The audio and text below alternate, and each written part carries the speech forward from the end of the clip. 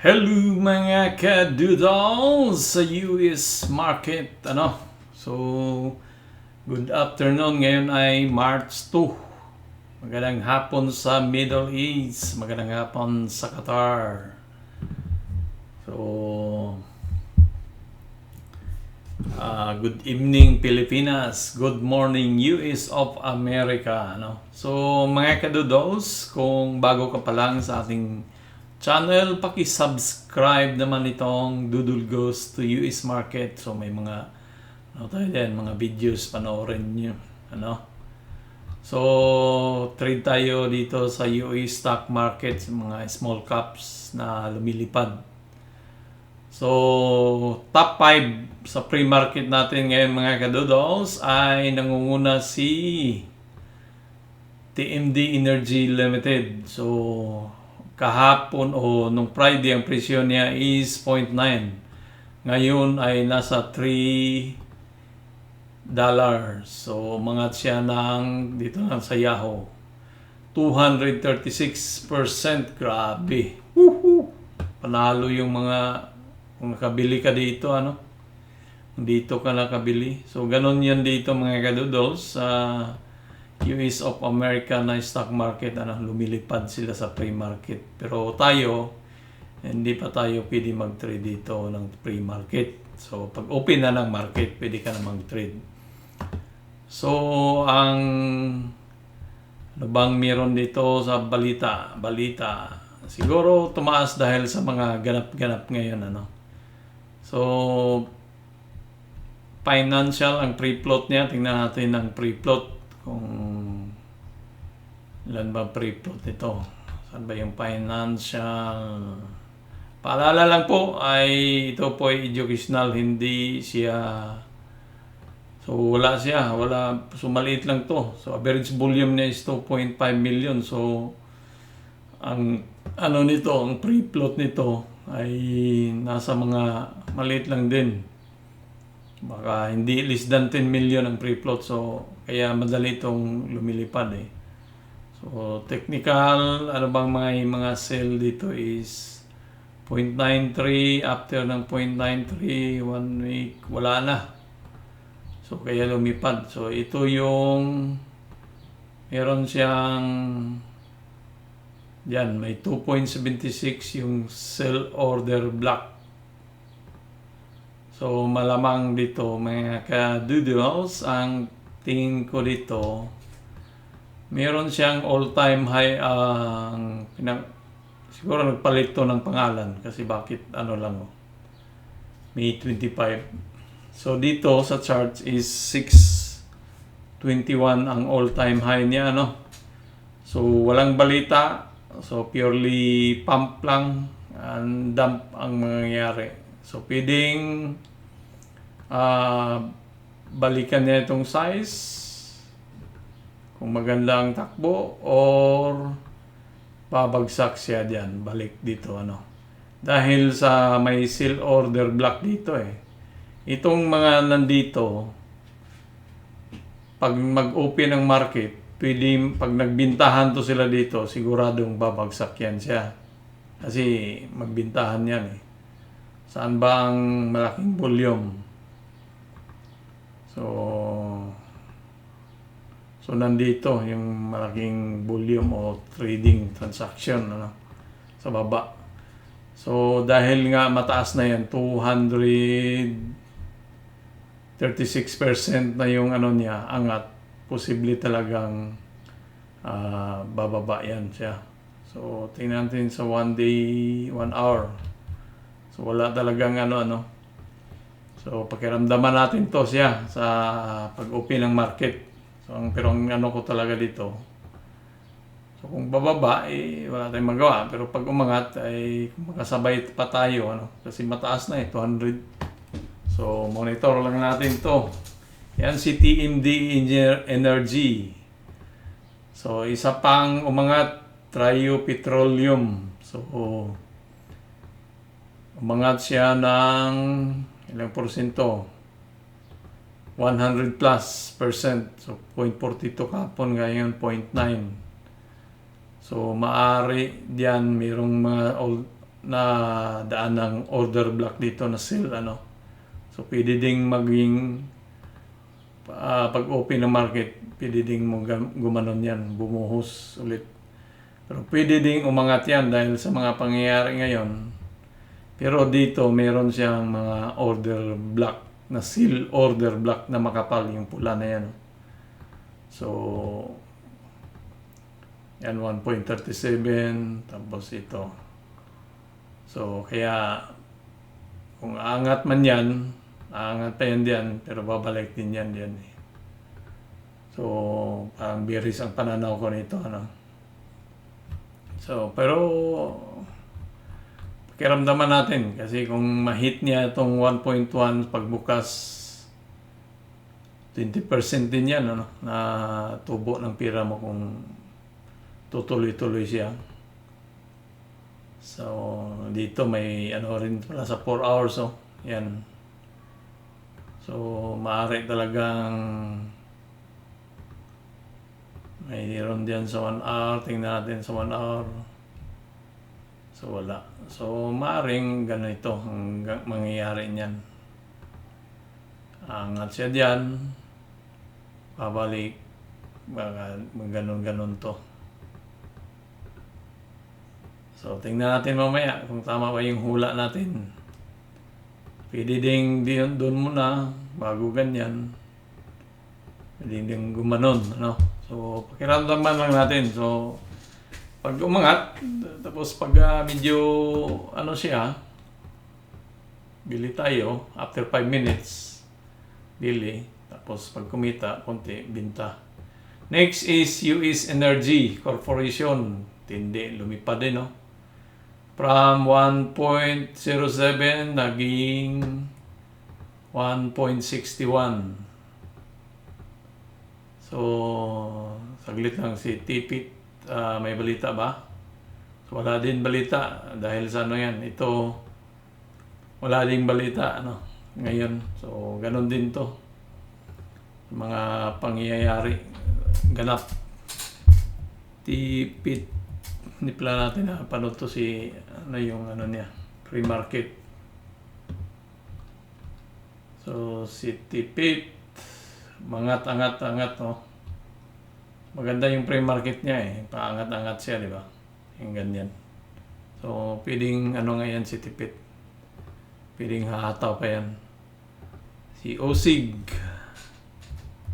ito yung mga babantayan natin sa pag-open market Si USIG from 1.07 nag 1.6. So maganda din yung niya. Pag ganon. So pwedeng umakyat yan si USIG. So one day open siya dito Walang ito lang gray. 4 hours walang pula na sell order So, tingnan natin yung technical analysis kung saan yung may sell order niya. Forecast is 2.5, malapit na abutin. Sell may 1.15, 1.17, 1 week. May 2, 1.3, 2.6, 1.6. So nasa 1.6 na siya. Nasa 1.6 na. So maximum 2.6. So dito lang yan. Ito, meron din dito. So maaaring pwedeng dumiritso yan siya din yan, di ba? Tapos ganyan lang muna. Angat pa. Mahit niya tong target price na 2.5. Baka mahit niya ngayon. So, kung makapasok tayo at may tiyang 2.5, may 50%. Kung magdilang anghel na lumipad ito si OSIG. Free float is 18 million, maliit lang. So, below 20 million, yan yung mga free float na small, na maliit na pwedeng humataw. So, si TMD, magkano ba yung ito, free float lang ni Tipit pala. Tipit. Si Tipit is 9 million. So, maliit lang. Free float niya. Free float. Para hindi natin tandaan natin. Yan. Tapos ito si Indo. Energy pa rin eh. So, mata yung mga energy ngayon. Medyo mahal na to, 8. Hindi ko na siya anuhin yan. Kasi, mahal eh. 8 na. Pero ito yung all-time high, mataas niya eh. So, i-break niya, no? Target price ni Indo, free float mo na. 9 million. So, magalaw to. Pwedeng humataw kasi maliit lang. 9 million lang eh. Tapos, technical, strong buy. Walang sell. So, malamang to. Mayroon pa pala dito mataas. So, may 12. Meron dito, may mga yan. So, kailangan i-break muna niya itong 9. Saka niya ma-break mapuntahan tong 12, ano? So, pwede siyang humataw pa. Dito na siya. Ataw, pwede mo ganun, ano? Pwede pang humataw yan. Kasi, tingnan natin sa Indonesia pala to, ano? Yung Indo is Indonesia pala. Indo.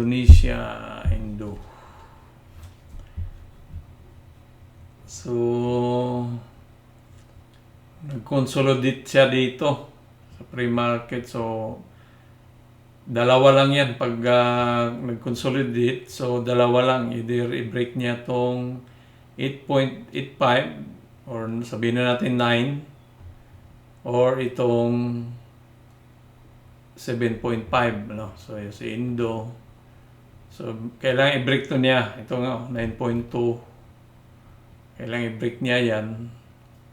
Or itong 7.5. 7.5. Nasaan ba? 7.5. Kasi nag-conso lang siya dito. So, gumanon sa pre-market, ganun lang siya diyan eh. So, dalawa lang yan, patunguhan. Either lumipad yan, or either bumagsak dito, ano. Basta, ma-break to niyang 9.2, diretso 12. Pag na-break to, balik yan dito sa baba. Pero mahal na, 8 eh. So, pass na lang tayo yan si Ito pang 5, si Abundia Global Impact. Yan. So, umangat siya ng 26%. So, wala ding balita to. Ano bang balita nila? Wala ding balita. So, pwedeng umangat yan siya. I-break to niya dito. At dito sa 6.75, pwedeng ganon. Kailangan niya i-break yan. Target price, ano ba target price? Free float, 3 million. Maliit lang. So, pwedeng humataw to. 3 million. Pero mahal na 5. So, technical, may sale sa 5.7, 6.2. Nadaanan kasi nag-city na yun siya eh. 5.7 o 6.2 dito. Merong sale sa 6.2. Yan. Tapos, kasi pag may mga sale na ganyan kasi, minsan nililiquidate yung may 4 na yung 6, 9. Mayroong 981 So, itong mga pula na yan, sell order block yan eh. So, pwede niyang i-liquidate yan eh. Kadalasan pinupuntahan nila yan. Tapos, pagdating na dito, pag makyat na dyan, bababa yung presyo. Kasi nag-sell na to eh. Niliquidate na eh. So, pag hindi pa kontento, pwedeng puntahan pa to nila. O saka pa, bababa. Pero kung talagang malakas siya, yung lalo na pag may balita, itong mga pula na yan, pwedeng tagusin niya yan eh. Pupunta yan dito sa taas, pwede pa. Pero target price forecast is 6 lang naman ang target eh. Forecast eh. So dito lang yan. So pwedeng mag 7 pero bababa na yan siya. So pero mahal siya, 5. So ang babantayan ko itong si TMD at saka si Tipit. Medyo mura pa si Tipit. At saka si Osig, nasa 1 pa lang. So, itong dalawa, medyo dito tayo. Tipit, Osig, yan. So, tingnan natin, mga kadudos. Yan po ang pre-market na top 5 sa ating pre-market. Huwag kalimutan, ito ay isang hindi financial advice. Ito po ay isang educational purposes lamang. So, kung mag-buy ka, nasa inyo na yan, So, lang to. Pinakita ko lang kung ano yung mga top 5 sa pre-market. So, 30 minutes na lang mag-open na ang pre-market yan. 35 minutes. So, maghahanda-handa na tayo, So, yan lang po mga kadodos. Huwag kalimutan mag-subscribe sa ating channel para naman mabuhayan tayo, Adios mi amigos, mi amigas, babush!